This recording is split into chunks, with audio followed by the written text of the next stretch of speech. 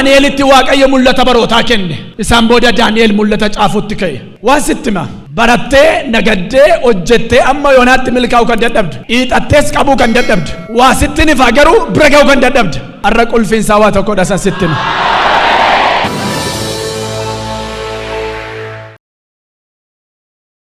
Hangafoota oduutiinan jalqabaa erga hatattamaa waldoonni kiristaanaa martuu jirra oolchuu qaban manni maree amantoota wangeelaa Itoophiyaa dabarsee jira.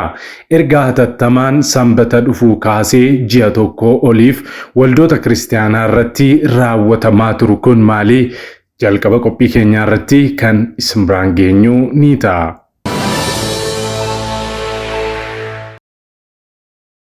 Odeessa keenya gama biraatiin odeessa haaraa dhagaameen xiyyaarri Itoophiyaa sa'aatii 8tti imaltoota fe'ee tajaajila biyya keessaa kennaa otu jiru Maqalee buufata xiyyaaraa Aluulaa Abbaa Nagaatti kufee jira.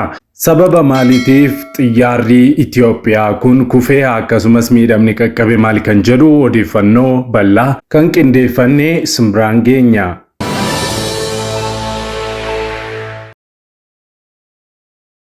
Sanyummaa fi ammeenyi biyya balleessaa haadha hiyyeessaa saamtanii hiyyeessa afaaniitanii ofii keessaniif konkolaataa hedduu bitattanii ittiin bashannanaa jiraachaa kan jirtan Waaqayyoo gatii isin baasisaa dhiisaa. Mana haadha hiyyeessaa kan diigdan qe'ee hiyyeessaa kan gubdan qooda rakkatoota gargaaruu qabdan kan ari'attan kan beelessitan kan dheebossitan sanyummaan kan darartan Waaqayyoo ijaa bahaa deebi'aa jira. Ergaan armaan olitti isiniif qoonne kun ergaa namni Waaqayyoo lubi Dr. Tolasaa Guddinaa fi Raajii Geetahuun Abaatee dubbatanidha. Kanallee bal'ina isaa isin biraan geenya.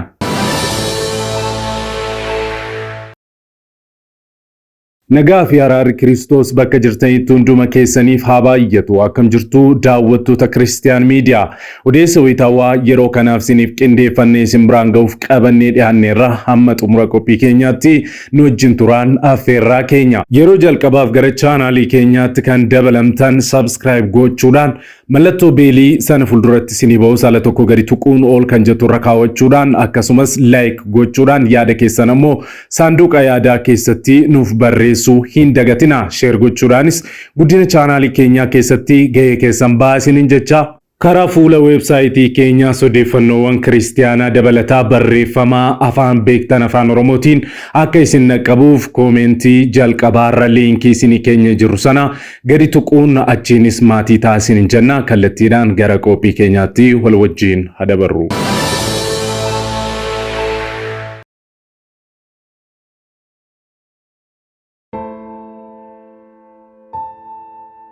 Video kana like gochuudhaan jalqabaa akkasumas koomentii irratti Yesus fayyisaadha jechuudhaan fayyisaa ta'uu Yesus Kiristoos dhugaa ba'uudhaan jalqabaa.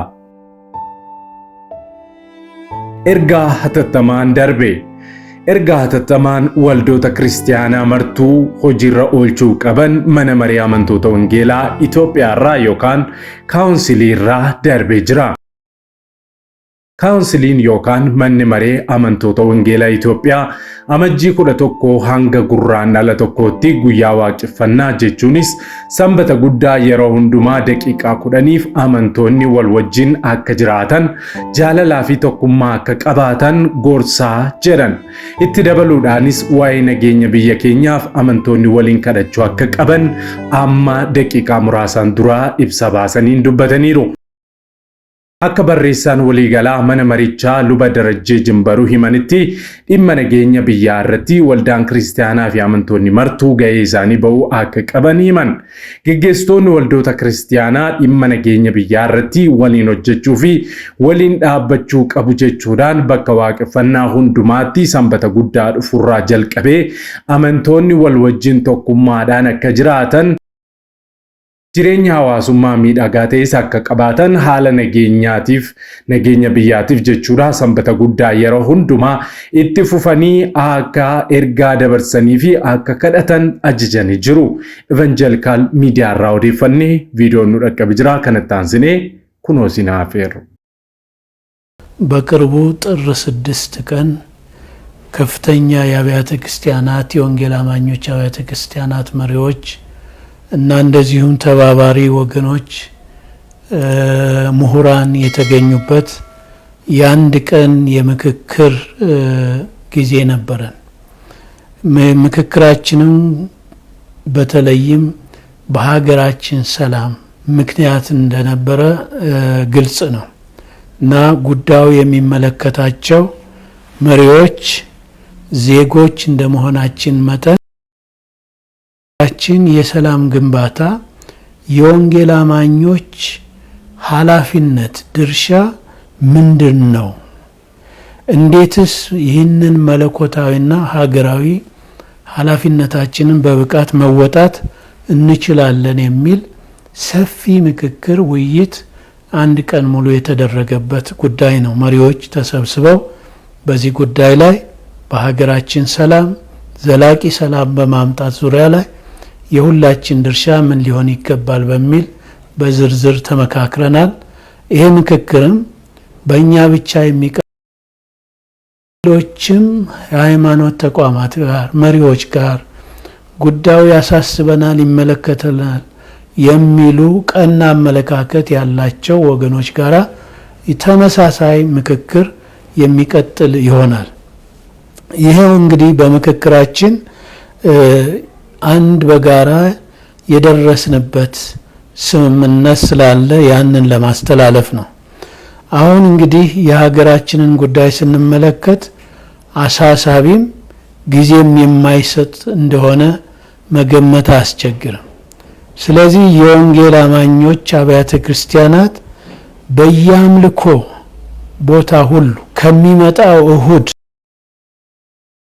ከጥር 11 ቀን ጀምሮ ለምእመናን በየቤተ ክርስቲያኑ በሰላምና አብሮ በመኖር ዙሪያ ላይ መልእክት እንዲተላለፍ እንደዚሁም ለዘላቂ ሰላም 10 ደቂቃ ጊዜ ውስጥ ጸሎት እንዲደረግ መልእክትና ጸሎት በየእሁዱ እንዲደረግ መልእክቱ እንዲተላለፍ የሚል ስምምነት ላይ ስለተደረሰ ይህንኑ ለእናንተ ለቅዱሳን ለመንገርና በያለንበት ጉዳይ ላይ ጠንክረን በርትተን በእግዚአብሔር ፊት እንድንቀርብ ህዝባችንም ስለ ሰላምና ስለ ፍቅር ስለ አንድነት ስለ አብሮ መኖር የበለጠ ግንዛቤ እንዲያገኝ 10 ደቂቃ ከአምልኮ ጊዜ እንዲመደብ አደራ ለማለት ነው።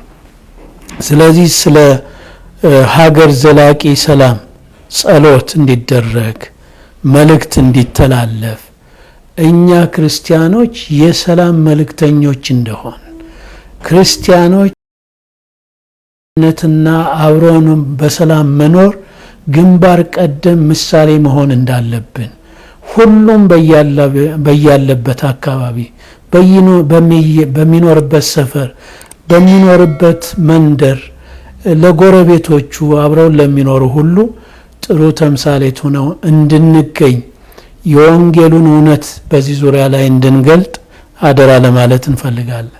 ሐሳቡን ለማጠቃለል ከሚመጣው እሁድ ጥር 11 ቀን ጀምሮ እስከ መጋቢት 1 ቀን ድረስ ባሉት ልኮ ጊዜያቶች ውስጥ የ10 ደቂቃ በሰላምና በአንድነት አብሮ በመኖር ዙሪያ ላይ ሰላምና ጸሎት እንዲደረግ አደራ ላለው ይህንን ደግሞ ህዝባችን እንደሚያደርግ አንጠራጠርም። የሚሰማ አምላክ ስላለን በአምላካችን ፊት በተሰበረ ልብ እንቅረብ፣ እንማጸን። እግዚአብሔር መንገድ አለው። ከዚያም በላይ ተጨማሪ ደግሞ እኛ የሰላም መልእክተኞች ነን፣ የፍቅር ተምሳሌቶች ነን።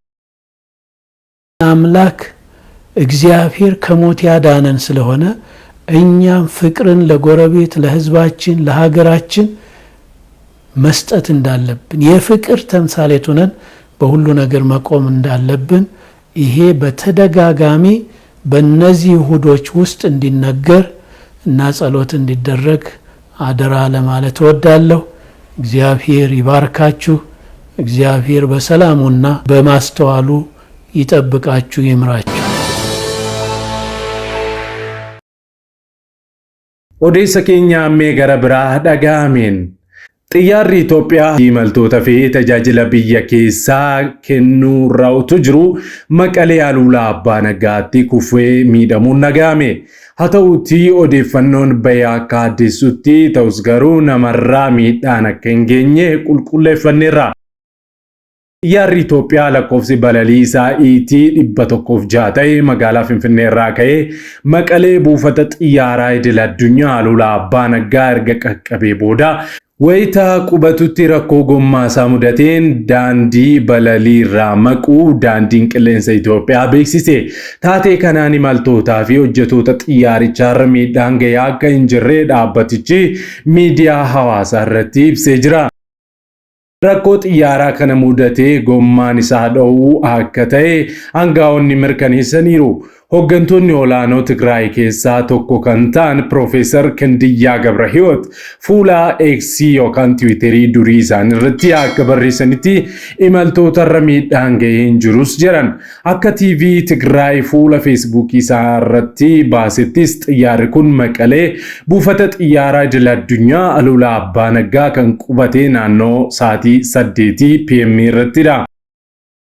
Akka gabaasaa TV kanaatti xiyyaarri kun yeroo qubatutti gommaa isaarraa rakkoon mudatus miidhaan gabaafamee hin jiru.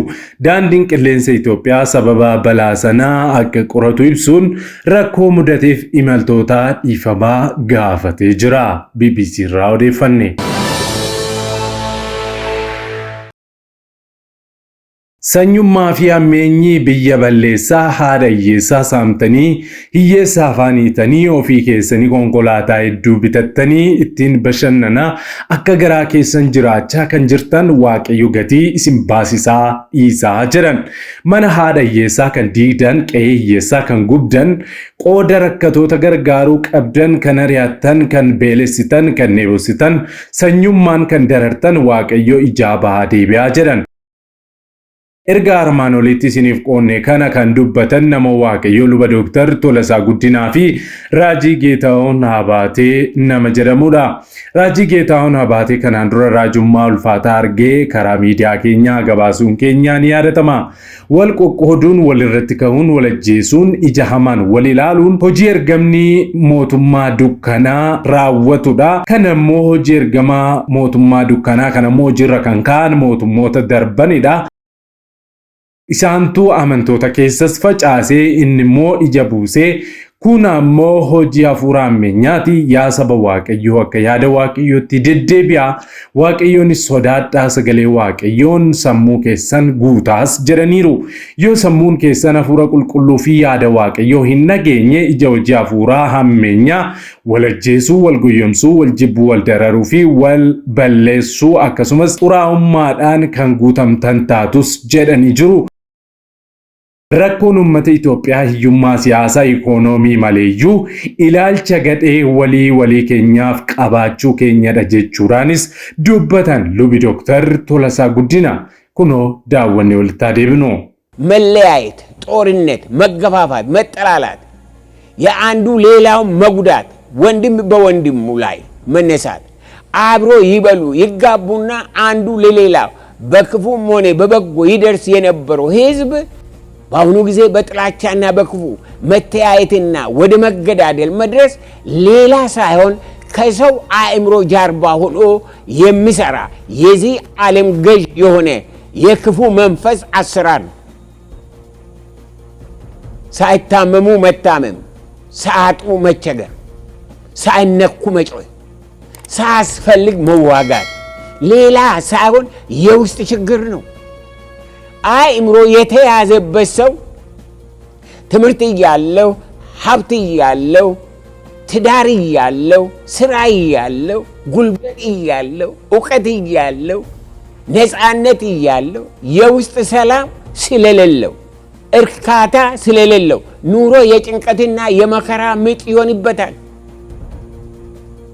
እንደ እግዚአብሔር ፈቃድና ሐሳብ የማይመላለስ ማንኛውም ሰው ከእግዚአብሔር ሕይወትና እውነት የራቀ ስለሆነ በዓለም ምኞት፣ በዓለም ውሸት፣ በዓለም ጭካኔ፣ በዓለም ርኩሰት፣ በዓለም ጥላቻ የተሞላ ነው።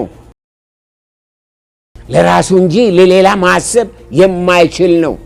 ምንጊዜም በእግዚአብሔር ቃልና እውነት ያልተነካ አእምሮ ባዶና የክፉ መንፈስ ሐሳብ የሚጫወትበት አጥፊና መርዛም ምንም አይነት ጤናማ ነገር የማይታየውና የማይወጣው ማንነት ነው። ሆነም የሕዝባችን ሆነ የዓለም ሕዝብ ችግር መበዳደል፣ መሰራረቅ፣ መገዳደል፣ መጥፋፋት፣ መጠላላት ሁሉም የሚጸነሰው ሰይጣን በሚገዛውና በሚጠቀምበት አእምሮ ዘረኝነት፣ ክፋት፣ አታላይነት የሚጸነሰው ለሰይጣን ሰለባ በሆኑ አእምሮአቸው ከንቱ በሆነባቸው ሰዎች ነው። በርኩሰትና በሴሰኝነት የተያዘ አእምሮ በትክክል ማሰብ፣ በትክክል ማየት፣ በትክክል መስራት፣ በትክክል ማመዛዘን ስለማይችል የሰላም መንገድ አይታየውም። ክቡራትና ክቡራን፣ የኢትዮጵያ ችግር ከኢኮኖሚውም ከፖለቲካውም ከድህነቱም ይልቅ የማስተዋልና የአመለካከት ችግር ነው።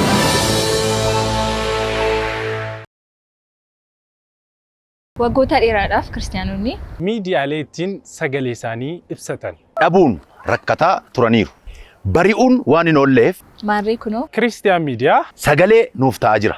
Kanaaf miidiyaa haqaa odeeffannoo dhugaadhaaf wayitaawaa yuutuubii Kiristaan Miidiyaa ሰብስክራይብ ላይክ ሼር godha. warra sagalee dhabaniif sagalee ni taana. Yesuus fayyisaadha. Egaan daawwattoota Kiristiyaan Miidiyaa qophiin yeroo kanaaf siniif qindeeffannee kanneen hanga ammaatti daawwattanidha. Yeroo jalqabaaf yookaan qophii keenya walakkaatti gara chaanaalii keenyaatti kan dabalamtan subscribe gochuudhaan mallattoo beelii sana fuulduratti sinii ba'u ala tokko gadi tuquun ol kan jettu irra kaawwachuu akkasumas like share gochuun saanduqa yaadaa keessatti immoo yaada keessan nu kaa'uu hin dagatina. Dabalataan karaa fuula weebsaayitii keenyaa www.christiannewsethiopia.com odeeffannoowwan kiristiyaanummaa afaan beektan afaan Oromooti argachuu hin dagatina sinin jenna. Linkii isaa komentii jalqabaarra isinii keenya. Sa'aatii muraasaa booddee odeeffannoo haaraaf gara biraatiin amma deebinee ol arginutti turtii gaarii isiniif haa ta'u. Nagaan tura.